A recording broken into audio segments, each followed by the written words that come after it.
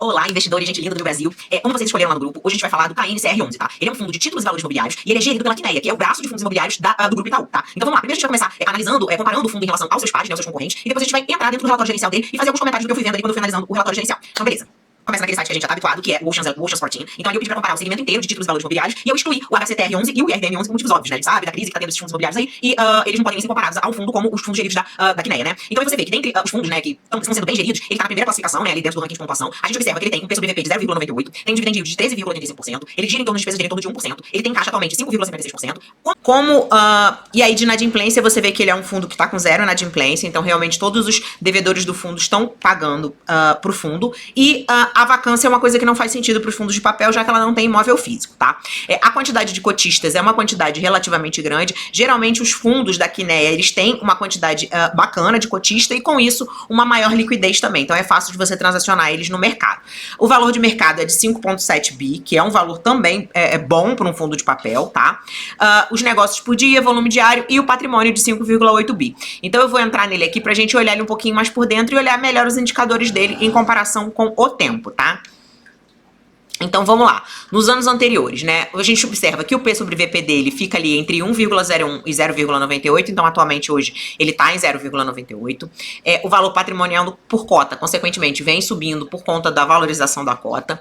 O dividend yield, ele teve um dividend yield muito bom nos anos de 2021 e 2022. Agora, esse ano, ele já não tá entregando tanto. E um alerta que eu acendo para vocês agora, quando a gente olhar o relatório gerencial, a gente vai ver que 95 ou mais, não sei, por cento da dívida dele está atrelado ao CDI. Então, com a queda da taxa Selic, provavelmente os rendimentos desse fundo vão piorar. O que eu observei também no relatório que eu vou comentar com vocês é que esse fundo trabalha alavancado. A única segurança que a gente tem é por ser gerido pelo Quineia, que é uma excelente gestora, mas é um fundo que trabalha com capital a mais do que o que ele tem.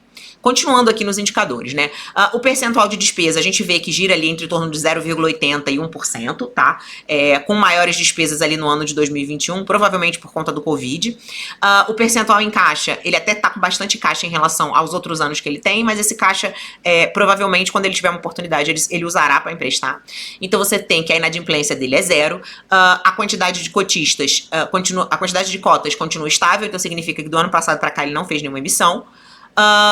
A quantidade de cotistas também está um número relevante. O valor de mercado, como eu falei, de 5,7, 5,8 bi.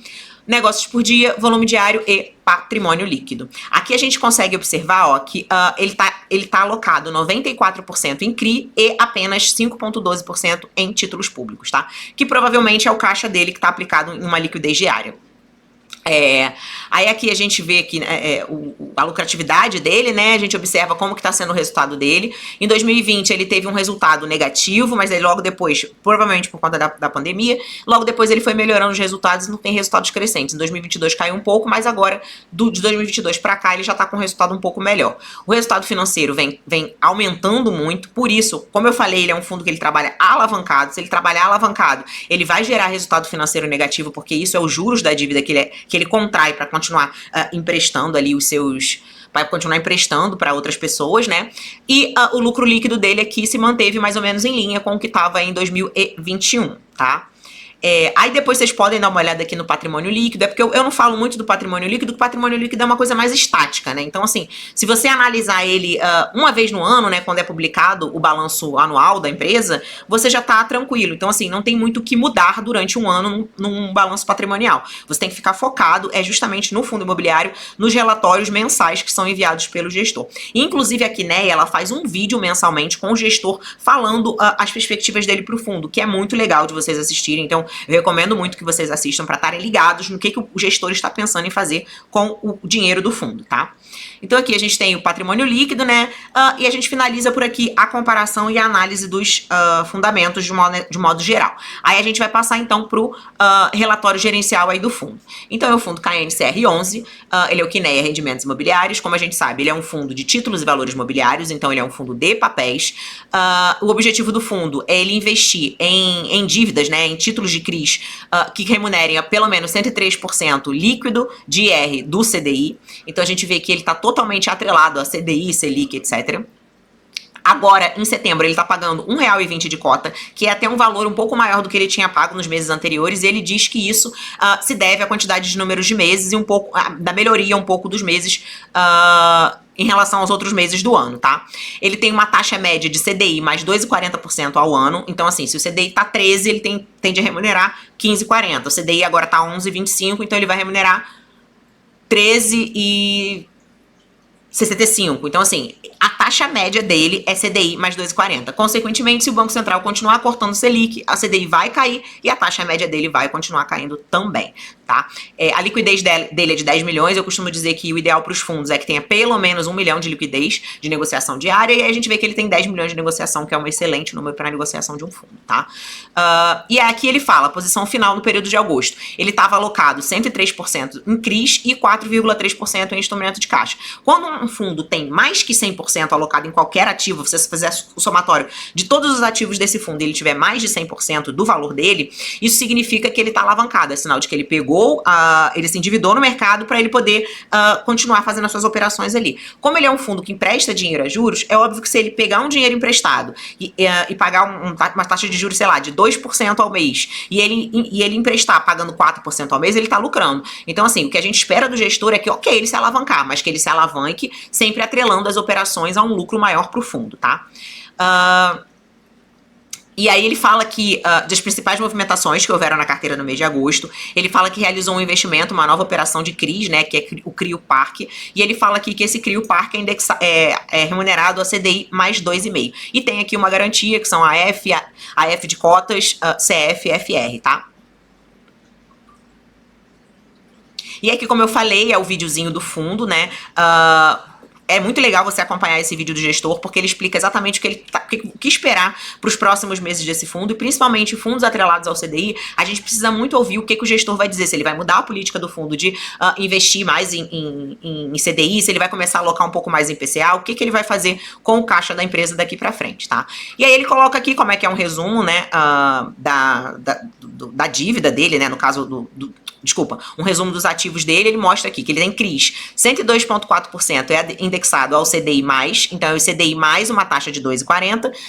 Tem outros CRIs que são indexados ao IPCA mais 11,82%, e tem o caixa ali que é remunerado a taxa do CDI, que é o caixa que está alocado em títulos públicos, tá? Aí ele mostra aqui a alocação setorial, né? 4% está no setor logístico, 11% no setor residencial, 27,2% no setor de shopping e 57,1% no setor de escritórios, de lajes corporativas. Então a gente vê que ele é um fundo mais focado em lajes corporativas. E desses títulos todos, 95% da dívida está indexado ao CDI, 0,5% ao IPCA e ao Selic 4,1%, que é o caixa dele que está lá rendendo pelos títulos públicos, tá?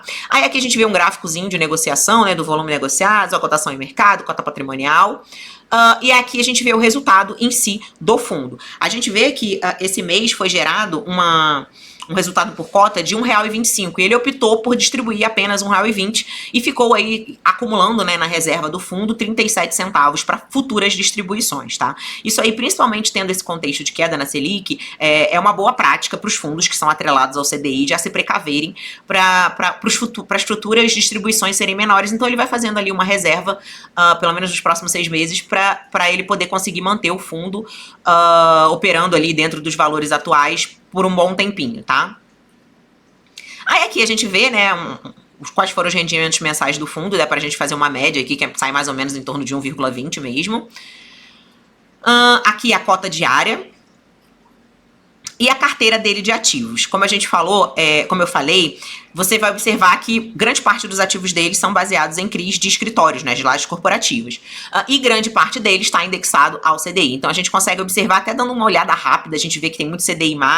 E aí, se você olha rápido, depois o que vem fora o CDI é a taxa de aquisição, que é 2,15, 2,50, 2,92, 2,60. Então varia, mas ele já fala pra gente que, em média, é o CDI mais 2,40, tá?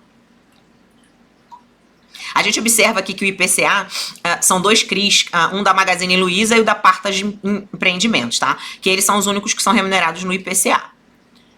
E aí aqui ele vem falando dos escritórios, quem são os devedores, ele explica quais as garantias que esses devedores deram em função desses CRIs. Ele fala o vencimento, né, dessas dívidas. Então ele vem mostrando aqui, vem destrinchando cada um das pessoas que ele tem a carteira de certificados recebíveis imobiliários. Ó. Aí tem os escritórios, aí começa os residenciais, os shopping centers e os galpões logísticos. Aí aqui ele mostra alguns outros fundos, né, da Quineia, que é bem bacana, e bota algumas considerações aqui, que é só dizendo que foi elaborado pela Quineia e tudo mais. Então vamos lá. Para você que tem o KNCR11, cuidado com queda de Selic, cuidado com a alavancagem do fundo. Essas são as duas maiores preocupações. Eu olhei ali, grande parte dos devedores dele são devedores muito bem conceituados, com muito tempo no mercado, então ele pode ser considerado um fundo high grade, né? Que ele seleciona muito bem ali os devedores dele, né? De quem ele vai comprar os recebíveis imobiliários. Então é um fundo relativamente de papel seguro. Porém, tem que tomar cuidado com a alavancagem para ver se realmente essa alavancagem vai trazer benefício. Por quê? Porque se ele se alavanca, vai prestar o dinheiro para alguém e essa pessoa não paga, ela fica inadimplente, ele vai ter que pagar a dívida dele com quem ele pegou emprestado. Então, assim, acaba se tornando uma despesa grande do fundo. E a gente observou, quando a gente olhou ali o comparativo, que a despesa financeira dele vem aumentando. Então, isso é uma coisa que tem que se tomar cuidado. E o outro ponto é que, como ele é 95% atrelado ao CDI, consequentemente, ele vai ter o rendimento minimizado. Porque, por exemplo, por mais que ele esteja fazendo... juntando, né, na reserva ali um pouquinho do que ele ofere durante o mês, ele só pode fazer isso durante 6 meses. No final daqueles 6 meses, ou ele tem que alocar o capital, comprar uma outra coisa, ou ele vai ter que distribuir isso para os cotistas. Então, assim, se ele distribuir isso para os cotistas, ele fica sem reserva, ele fica só com 5% ali das reservas. Então, isso é uma coisa que a gente tem que observar de quais serão os próximos passos do gestor para esse fundo. Espero que vocês tenham gostado da minha análise hoje. Se vocês gostaram, já aproveita e clica no like desse vídeo. Se você não segue a gente, já aproveita e segue a gente aqui no YouTube. E qualquer coisa pro pessoal da turma do GPS, qualquer coisa que vocês quiserem, pode me perguntar lá no grupo que eu tô sempre disponível, tá?